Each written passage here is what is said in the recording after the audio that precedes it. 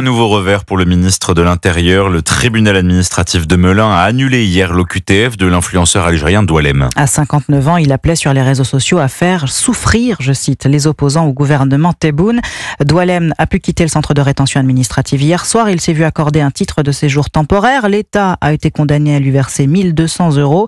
Une affaire qui montre à quel point le droit peut entraver la volonté politique, Alexis de la Fontaine. Oui, Bruno Retailleau appelle les Français à se réveiller face à cette situation. Peut-être que là, ils vont toucher du doigt l'extrême difficulté que nous avons en France pour expulser, pour tenir les frontières. Nous avons construit, au fil des ans, un droit international, un droit européen et un droit français qui rend très très difficile le fait de maîtriser, de reprendre le contrôle de l'immigration. Le ministre de l'Intérieur plaide dorénavant pour un référendum sur l'immigration pour pouvoir dépasser tous ces obstacles.